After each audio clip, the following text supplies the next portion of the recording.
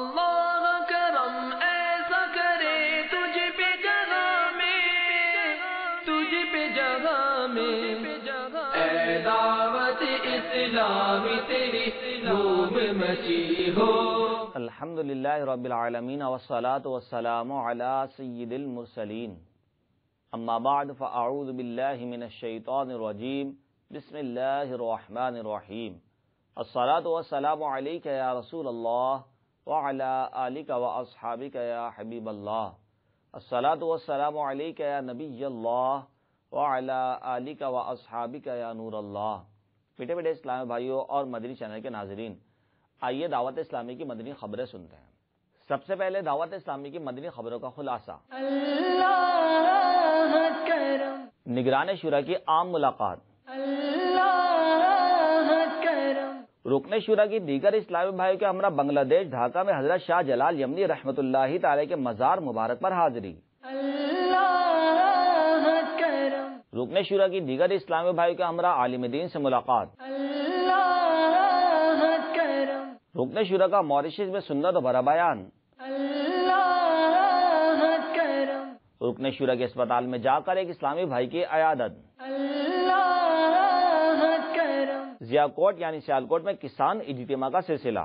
اللہ کرم، نگران مدنی کابینہ نے دیگر اسلامی بھائیوں کے ہمراہ پیر سرہندی گھوٹ میں حضرت مولانا پیر مجیب الرحمان سرہندی دامت برکاتہ علیہ سے ملاقات کی سعادت حاصل کی۔ اللہ کرم، مبلغ دعوت اسلامی و نگران رضوی کابینہ نے باب المدینہ کراچی میں ایک مریض اسلامی بھائی کی عیادت فرمائی۔ اللہ کرم، اور نگران جنیدی کابینہ کی باب الاسلام سندھ سکر میں مختلف زمینداروں سے ملاقات۔ اللہ کرم، اور اب مدنی خبروں کی تفصیل۔ الحمدللہ عز و جل گزشتہ روز عالمی مدنی مرکز فیضان مدینہ باب المدینہ کراچی میں مبلغ دعوت اسلامی و نگران مرکزی مجلس شورا حضرت مولانا حاجی محمد عمران الطاری سلمہ الباری نے عام ملاقات فرمائی۔ اس دوران نگران شورا نے اسلامی بھائیوں کو اچھی نیتیں بھی کرائی اور تحائف سے بھی نوازا۔ نیز اسلامی بھائیوں کو اجتماعی توبہ کراتے ہوئے انہیں سلسلہ عالیہ قادریہ رضویہ طارہ میں داخل فرمایا۔ مرید ہوتا ہوں میں خاندان عالی شان قادریہ رضویہ عطاریہ میں نے اپنا ہاتھ آپ کے ذریعے سے شیخ طریقت امیر اہل سنت کے ہاتھ میں دیا۔ اے اللہ مجھے جناب غوث اعظم کے مریدوں میں قبول فرما۔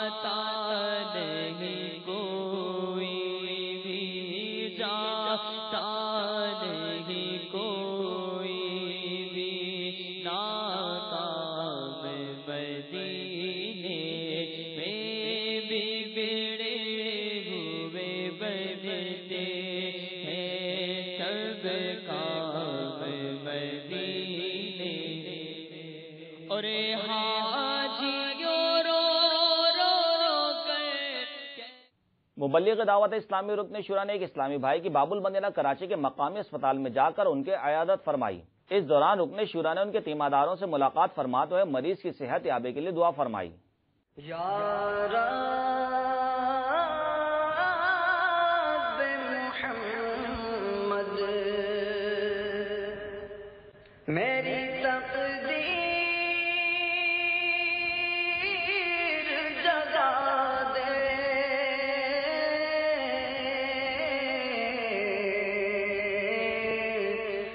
یا رب محمد، یا رب محمد میری تقدیر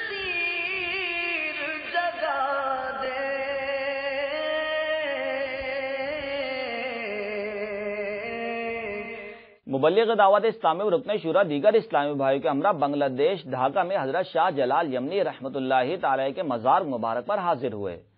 اس دوران دعا و فاتحہ خوانے کا سلسلہ ہوا۔ اللہ والے جو اللہ سے ملا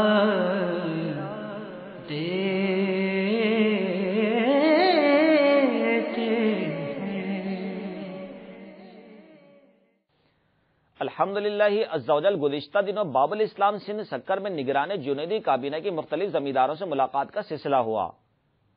اس دوران مبلغ دعوت اسلامی اور نگران جنیدی کابینہ نے نیکی کی دعوت پیش کرتے ہوئے عشر کے حوالے سے شرعی احکام بیان فرمائے اور عشر ادا کرنے کا ذہن دیا۔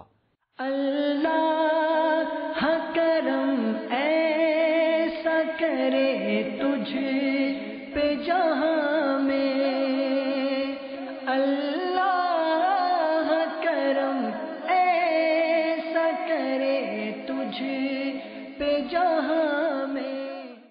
مبلغ دعوت اسلامی و نگران رضوی کابینہ نے باب المدینہ کراچی میں ایک مریض اسلامی بھائی کی عیادت فرمائی۔ اس دوران نگران کابینہ نے انہیں بیماری پر صبر کرتے ہوئے اللہ عز و جل کا شکر ادا کرتے رہنے کا ذہن دیا، نیز انہیں تعویذات طاریہ حاصل کرنے کی ترغیب دلائی۔ یا رب محمد میری تقدیر جگا دے،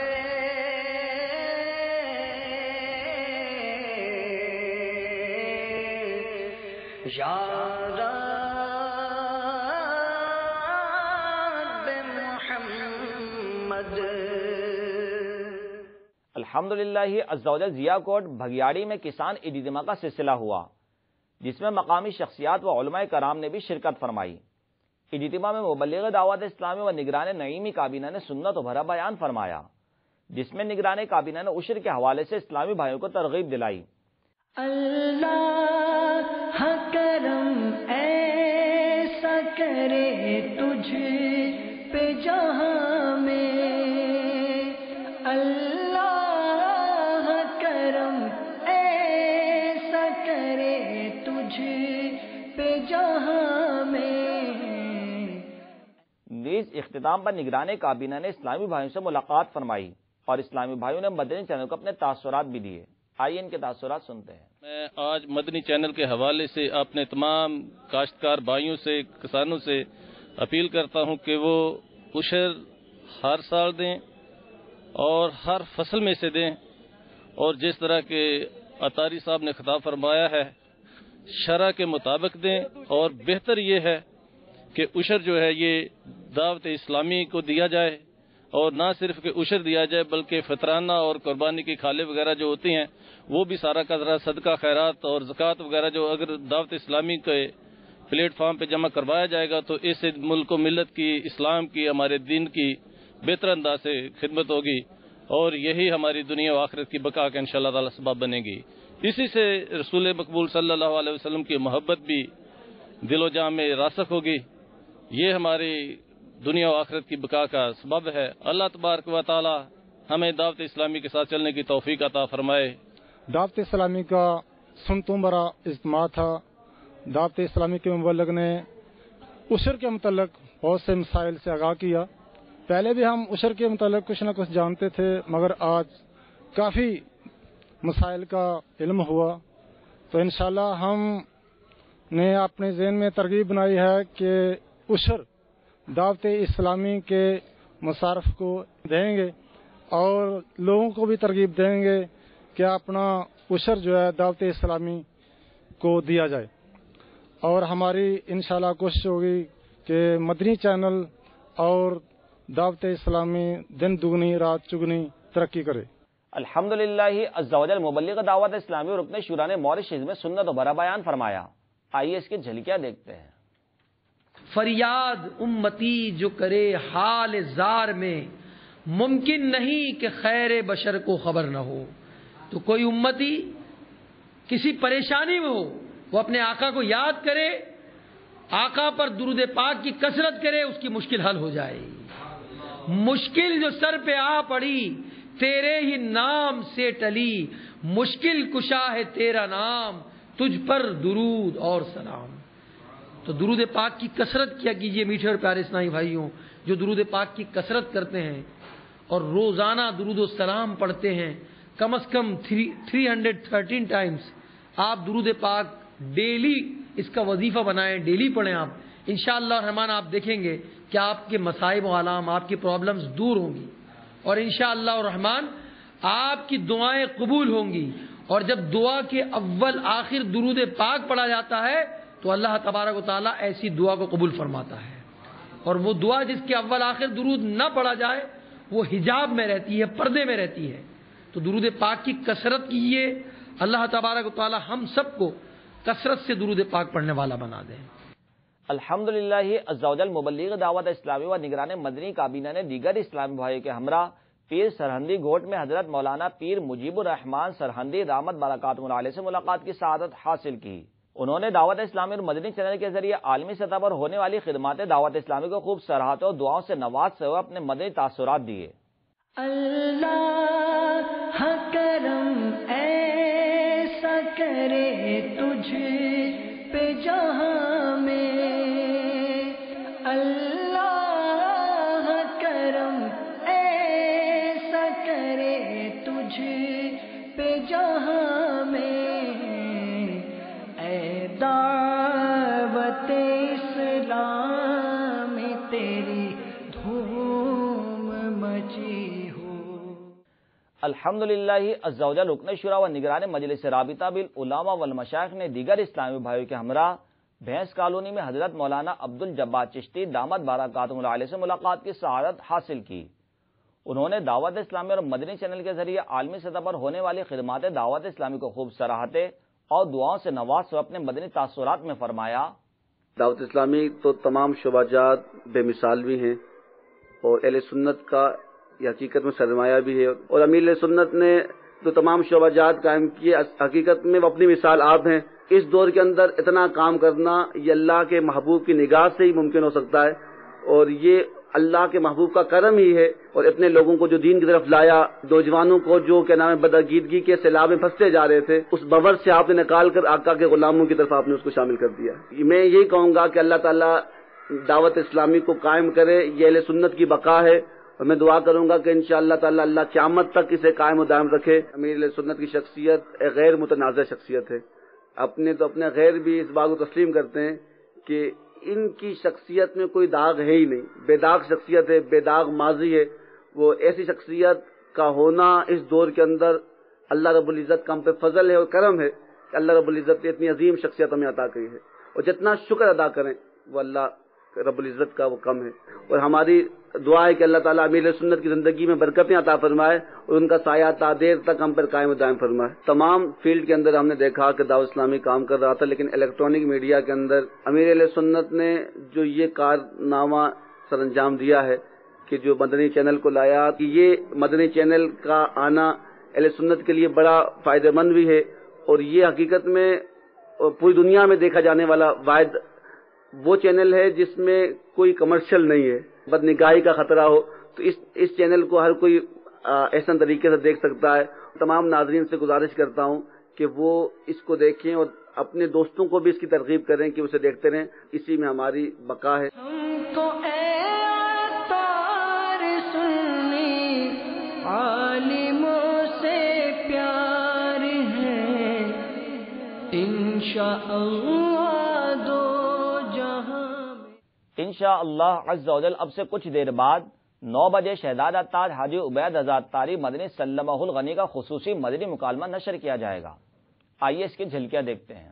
انگوٹھی پہننے کی 4 صورتیں: جائز، ناجائز، سنت، مستحب۔ نابالغ لڑکے کو سونے چاندی کا زیور پہنانا حرام ہے۔ لوہے کی انگوٹھی جہنمیوں کا زیور ہے، چاہے عورت ہو یا مرد ہو، ان دونوں کا تکبر کی وجہ سے انگوٹھی پہننا ناجائز ہے۔ کیا وضو اور غسل کے لیے کیا یہ انگوٹھی اتارے گا، پھر دوبارہ وضو کرے گا، پھر غسل کرے گا، کیا کرے گا؟ اب اگر انگوٹھی اتنی ٹائٹ ہے کہ اب اگر وہ نل کے نیچے انگلی رکھتا ہے اپنی اور پانی اگر نہیں بہ سکتا تو اب جو ہے وہ اس کو ہلانا فرض ہوگا، کہ چونکہ بال برابر مقدار بھی اگر وضو میں دھونے سے رہ گئی تو اس کا وضو ہی نہیں ہوگا۔ 3 شخص ہیں جن سے قیامت کے دن نہ تو اللہ تبارک و تعالیٰ کلام فرمائے گا، نہ ان کو پاک کرے گا، نہ ان کی طرف نظر فرمائے گا، بوڑھا زناکار، بادشاہ کذاب اور محتاج متکبر۔ بعض اسلامی بھائی پیتل کی انگوٹھیاں پہنتے ہیں، پیتل کی، لوہے کی، اس طرح کی انگوٹھیاں پہننا کیسا ہے؟ مرد کے لیے چاندی کے علاوہ پیتل ہو، لوہا ہو یا اور کوئی دھات، یہ سب ناجائز ہیں۔ ہمارے معاشرے کا